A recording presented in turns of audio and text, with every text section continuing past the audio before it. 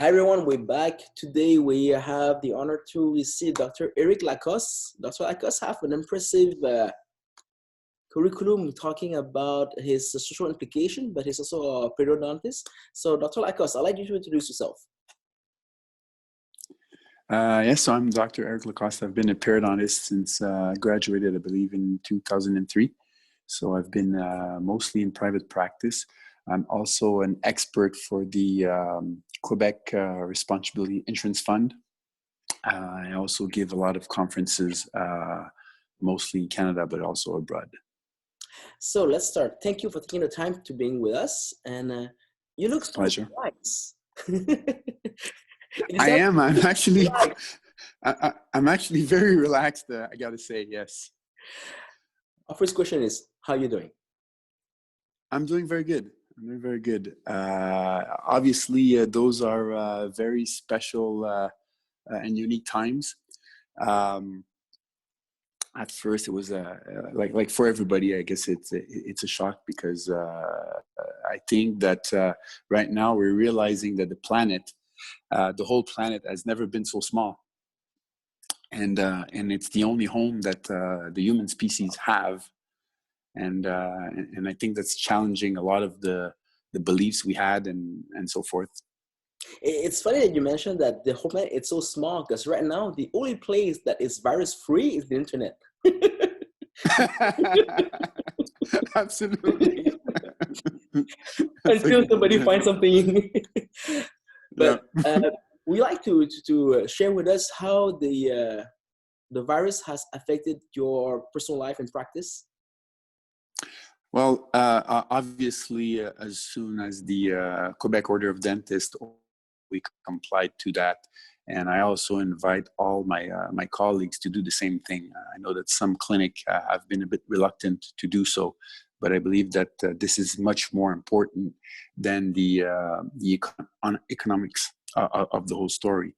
So we've been on complete shutdown. We didn't have to manage any emergencies that we couldn't handle over the phone, so that was a good thing. Obviously, the first concern is the safety of our patients, the safety of our staff, which are very important to me, and my safety as well. So we've complied to that, and from there were basically two different paths that we could that could have possibly taken. Either start worrying to death because obviously the financial impact of this whole crisis will be significant, but at the same time you have no control over it. So what I found. Pardon me? Looking at you, you didn't take that path. No, I did not. Basically, it's a time off that I would never have taken. There was no way in my mind would I ever considered taking a whole month of not working. Now I'm forced to do it. So basically, I take the things that we cannot control and try to make the best of what I can control. So I do a lot of exercise. I train every single day. A whole lot actually because I do have a lot of time. I read and I spend a lot of time with the children and it's the same thing. I mean, we run every day. Now we don't have to run. So all those little things that now you have to run. You have the time to run now. Is that what you mean? Yes, but that's what I mean. I have time to run, but running is jogging. Yes, exactly. So that's pretty much the way I try to go about it and avoid getting crazy or worrying about things which obviously we have no control over. We're having fun here, but this is a serious issue. Tell us, how did your patient and did your team react to the fact that you were shut down? How do you have to manage that, and how people just react to the whole crisis? Well, in terms of the staff, I've been in close contact with them. I think that transparency is the most important thing, to be able to reassure them and also to be able to alleviate some of the the fallout, that the mishappening of the system right now. The government I think is doing a great job overall, but they cannot do so in a very timely fashion for everyone, because they're overwhelmed by the number of demand. Making sure that everybody's okay in the short term until the help comes over. I think that was the most important thing for us to do, and it was the most. And as soon as that was done, the patients, most of them, they're very understandable. They watch the news just like us every single day. Surprisingly, there were a few that were very upset and wanted to come to their appointment no matter what. They love the You dentist. know? I never thought of that, but yes. So yeah, but for the very most part, I mean, people understand, and they know that they'll get their appointment once to go back. I think that one thing you mentioned here that's very important. I think it's a time to show our gratefulness to the great job the people in power are doing. They're fighting an invisible enemy here, and nobody knows what's next and what's to be done. I think that the best thing we can do here is not to panic and to stay behind them. But also at the same time, we're talking a little bit about this because we have been paused for 2 weeks now, and now the rest of Yes. the study are joining. It's the first 2 weeks is like, okay, I'll take it, but by the third week or by the beginning of the second week, you start to think, okay, now I have to do something. So yeah, you were training and you were jogging, and um, personally, I start to think that we had been giving the time to do something that usually we don't do. It's to connect. And for the first time Yes. in human history, at least from our lifetime, everybody's interests are now aligned. Everybody's is facing the same thing, and we don't have to compete anymore. Now it's a matter of to collaborate. Absolutely. The idea here is I think that since most of our authorities are looking right now to face a crisis, our job here as people that are kind of in pause is to prepare the comeback. That was the idea of this kind of connection. So I'm asking you, doctor, what do you think should be done to smooth the return in a month from now? That's a very, very good question, but also very complicated question to answer, because as we can see in the past few days and weeks, I mean, this situation is changing by the day. So there's different ways. I mean, are we going to go back to the old ways, the way we were?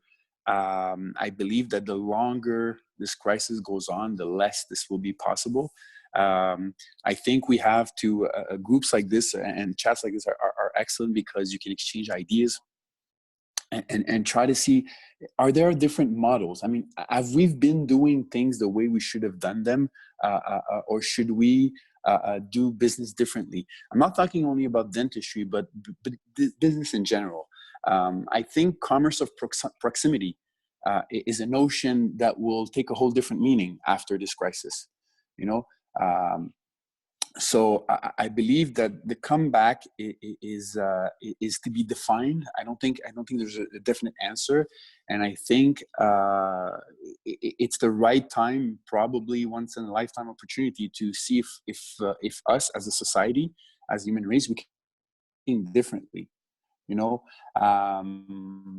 as you could see, I'm well involved in I do a lot of community engagement, because I strongly believe that it's very important. I think a society cannot be can only be as strong as its weakest link in general.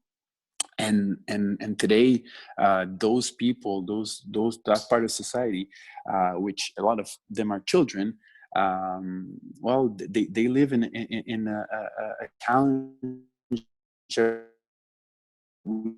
we could have never, maybe at risk, I believe. And you're talking about those children, I think that you've been involved since you graduate. If I look at in your LinkedIn profile, what would you do Yes. for them, taking this opportunity to have the attention of mostly all our peers? Is that something that Well, you would like to share with them? Because we have time to kill at this stage. We have time to kill, and right now we're still looking how to stay active and how yes. to be useful. If I am giving you The, the mic, what would you like to the, tell them? well, right now, the very sad part is that most of the work that I do involves money, obviously, and personally, it's part of my revenue that I in my social engagement, and it's direct revenues.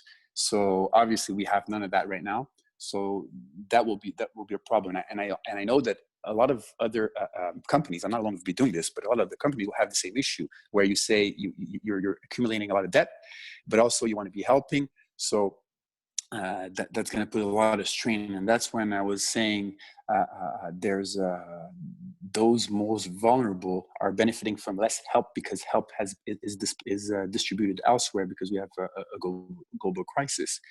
So obviously there's things that we were doing before, like providing free care, especially all the care that is not covered by the Régie d'assurance maladie.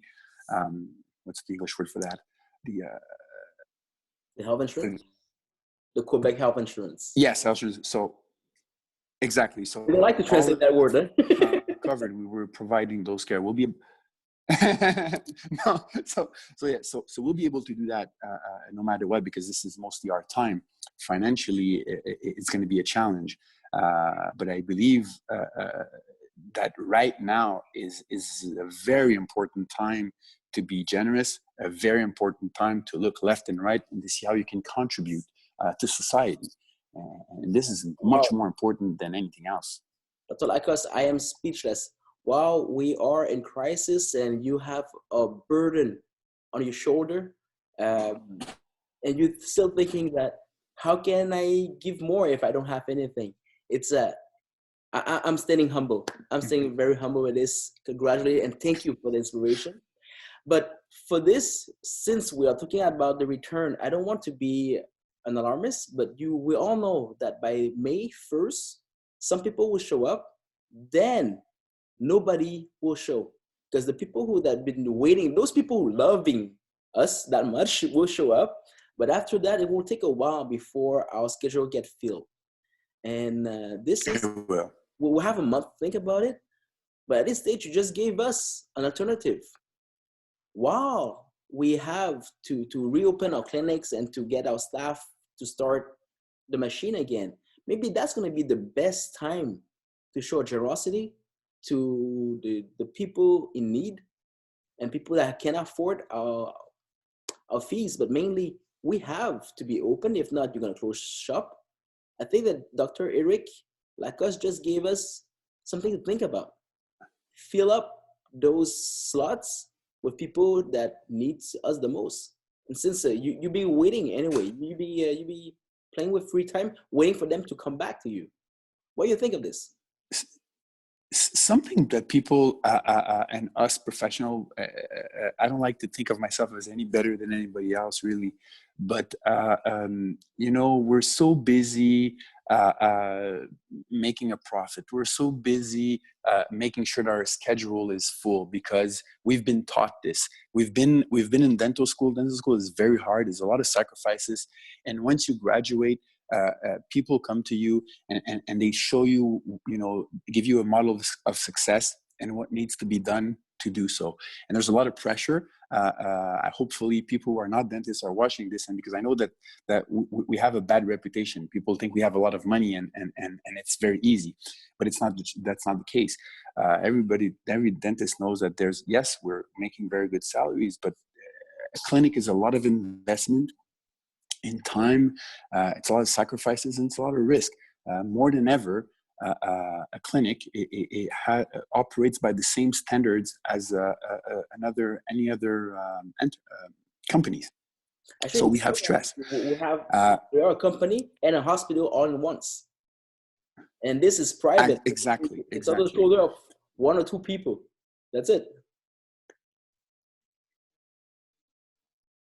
Hello? Doctor? So yes, and you have Okay, to can you repeat manage. that? So we've been lost I can hear you. for, we've been cut for about a minute. Can you just repeat what you were Oh, saying? I'll try. uh, so yeah, so we have the financial burdens, and that's very important. But at the same time, when you have a patient, you have an intimate or personal contact with that person, and there has to be, to be successful, you have to have a sense of community, and you have to be part of the community in where your office is. And if you do not invest in that community, well, you're missing a big portion of what I believe success should be founded about. So if you're not completely busy when you start, investing in that community in other ways will bring you, I think, great returns. And it doesn't have to be dollar signs. I mean, not at first, but if you're invested in the community will invest in you. That's pretty much the way I see it. You know, I had a list of questions that I like to go through, but we've been taking another path, and this path, it's something that I didn't expect.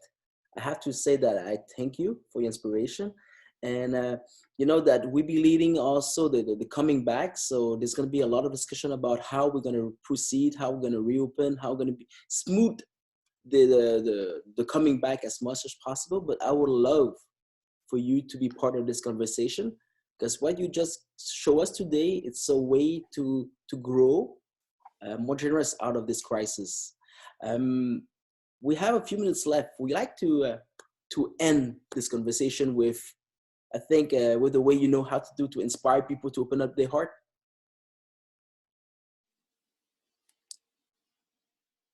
Sorry, I missed the last I said part. that we have a few minutes left. I would like to give you the Yeah. closing. Talking to our viewers the way that you know how to talk to inspire people to open their heart. I guess what I would say is try not to be overly worried about the strict financial portion of the whole story. It is really bad. It's bad for everybody. It's bad for everybody in most industries. I think there's a lot of government plans that are coming, and we'll be able to figure out a way to manage through that. It's going to be a bad year financially. It's going to be a bad year for everybody. I don't think like I said, the objective shouldn't be strictly financial. I think if you're doing that, you're making a crucial mistake. You're making a mistake from a business standpoint. You're also making a big mistake from an individual standpoint. Let's try to show the best of who we are. Let's try to remember that before being a dentist, you're a healthcare professional. And health right now is bigger than just the teeth. Health is social health. Health is the teeth. It's still part of it. It's physical health. It's mental health. There's all the components of that, and we can play a role. We can be involved in being part of the solution. And I think that alone will be a great asset in terms of how we will proceed. I mean, tomorrow morning, if you do a crown, if you do a filling, that it'll be the same thing. Technology will not have changed so much, in the 2 months that we're off. But if we approach it differently, if we novel approach, I think a lot of good can come out of this, of those special times. This is Dr. Eric Lacoste, and follow him, because I think that he be part of this discussion for the time that you guys would like to follow us. Dr. Lacoste, thank you for the inspiration. Keep your hopes up, keep your energy. Thank you for having me. I think we need people like you in this time of crisis more than ever. Thank you so much.